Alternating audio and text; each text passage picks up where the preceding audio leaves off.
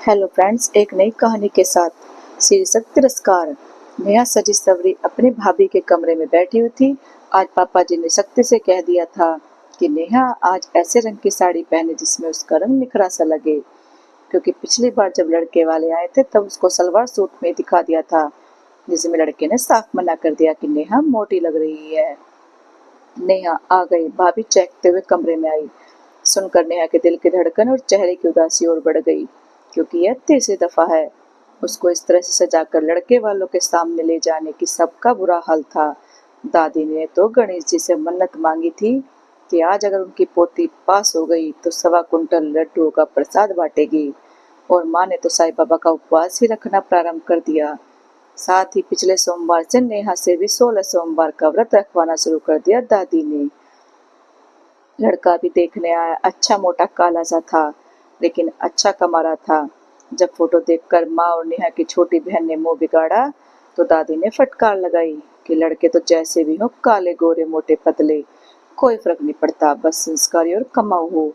सुनकर नेहा के मन में सवाल आया कि वह भी तो पढ़ी लिखी संस्कारी लड़की है, क्या वह अच्छी नहीं है? क्यों समाज द्वारा दोहरे मापदंड बनाए गए हैं लड़कियों और लड़कों के लिए? लड़के की माँ और बहन भी आई थी, जो बातचीत से होशियार मगर देखने में तो ठीक ठाक थी। उनको देखकर पूरे घर की जान में जान आ गई कि चलो ये ज्यादा खूबसूरत नहीं तो नेहा को भी पास कर ही देंगी।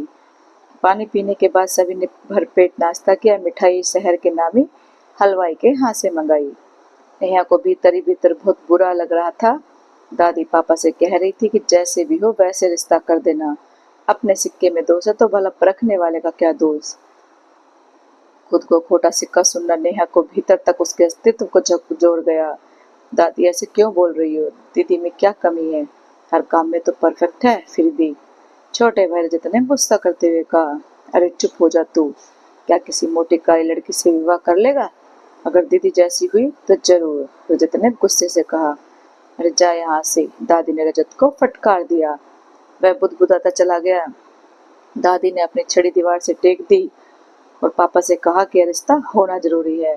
बड़ी मुश्किल से उनकी भतीजी, जो कि लड़के वाले के शहर में रहती है और लड़के की दूर की मामी है, उन्होंने कराया है। हाँ, मगर किसी से जबरदस्ती तो नहीं कर सकते। लड़के वालों का पता नहीं कितने भाव बढ़े हुए हैं, सबके रेट फिक्स हैं, पता नहीं क्या हुआ होगा इस दुनिया का। पापा ने परेशान होते हुए कहा, आज कर रहा है तू बड़ी बड़ी बातें, मगर योगेश की शादी के वक्त तो तूने भी खूब नखरे दिखाए थे बहू के मायके वालों को। भूल गया क्या? मैं तो खूबसूरत भी थी। अरे माँ, आप भी क्या गड़े मुर्दे उखाड़ने बैठ गई? गड़े मुर्दों से डर लगता है तो ऐसे काम ही क्यों करते हो? गायत्री देवी ने गुस्से से कहा। गायत्री यार, तुम भी, मैं तो बड़ा परेशान हूँ। हाँ हाँ, सबको परेशानी ही बड़ी लगती है अपनी। लड़के का लड़की का बाप बनते लाचारी और लड़के का नंबरदारी, वाह रे वाह समाज। दादी अब ज्यादा आक्रामक हो चली थी। फिर गायत्री देवी ने दोनों को चुप कराया। देख, लड़के वालों को लालच दे दे, 1-2 लाख रुपए उनकी हैसियत से ज्यादा का, तभी बात बनेगी। दादी ने फुसफुसाते हुए कहा।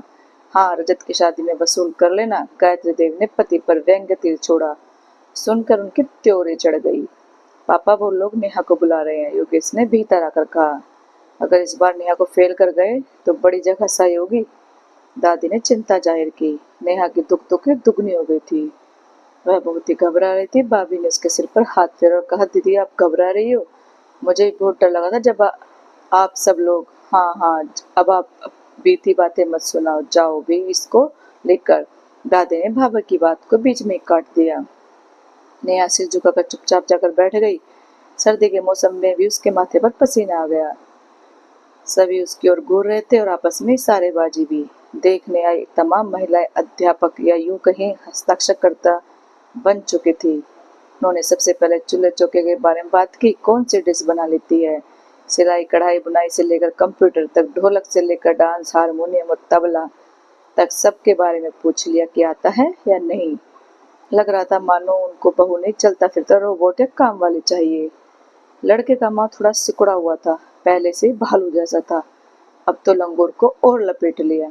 अरे भाई, मिठाई खिलाइए आनंद जी, नेहा पसंद है। दादी की भतीजी ने हंसकर सबकी ओर देखते हुए कहा। देखिए, इन्होंने कहा था कि आप बहुत अच्छे इंसान हैं, इसलिए रिश्ता तो कर रहे हैं हम, मगर जो तय हुआ है उसमें थोड़ी बढ़ोतरी कर लीजिएगा। वो क्या है ना, हमारे बेटे के बहुत अच्छे रिश्ते आ रहे हैं और भाई बैंक में बाबू है बाबू, लड़की के पिता ने बेशर्मी से कहा। हाँ हाँ, आपको शिकायत का मौका नहीं मिलेगा, पापा ने खुश होते हुए कहा। आखिर नेहा की शादी हो ही गई। पापा ने पानी की तरफ पैसा बहाया। कुछ लोग कह रहे थे कि लड़की ज्यादा खूबसूरत तो नहीं है, इसलिए इतना दिखावा किया जा रहा है। भाभी बाहर आ जाइए, आपको कोई देखने आया है। भैया के दोस्त विमल और उनकी पत्नी रंजना, छोटी नंद पाकी ने भीतर आकर कहा तो नेहा की तंद्रा भंग हुई। वह एकदम उठी और उठकर साड़ी ठीक करने लगी। भाभी जी जरा अच्छे से मेकअप कर लेना, रंजना भाभी बहुत खूबसूरत है, पाकी ने थोड़ा नाक सिकोड़ते हुए कहा। सुनकर नेहा को अजीब सा लगा। पूरा घर दहेज के सामान से भरा हुआ था। नेहा देखकर नेहा को बुरा भी लगा कि उसके पापा ने अपनी मेहनत से कमाई जमा पूंजी से इन लोगों का घर भर दिया और यहाँ का माहौल बहुत ही भारी है। ऐसा लग रहा था कि कोई खुश नहीं है। अभी पिछले महीने तो बैंक का एग्जाम दिया है, उसने भी रिजल्ट आना बाकी है। सोच रही थी कि पता नहीं आगे क्या होगा। खैर, वह तैयार होकर ड्राइंग रूम में आ गई। उसकी सास ने पहले से ही सफाई देना शुरू कर दिया। भाई हमारी बहू तो सांवली है, बाकी तो कहती थी कि रंजना भाभी जैसी भाभी लाना, मगर कहीं बात जमी नहीं। इनको आना था यहाँ, सास ने नेहा की तरफ इशारा करते हुए कहा। अरे सुचित्रा, तो रंजना ने आश्चर्य से नेहा का हाथ पकड़ते हुए कहा। नेहा भी खुश होकर उससे लिपट गई। सभी आश्चर्य में पड़ गए। तुम जानती हो इनको? विमल ने पत्नी से आश्चर्य से पूछा। हाँ भाई, एमकॉम मैंने और सुचित्रा ने एक ही कॉलेज से तो किया है। मगर मगर क्या, सब एक साथ बोले। यह टॉपर और मैं पासिंग मार्क्स लाने वाली ही रही। और देखो, इतना अच्छा नाम बदलकर सुचित्रा क्यों रख लिया?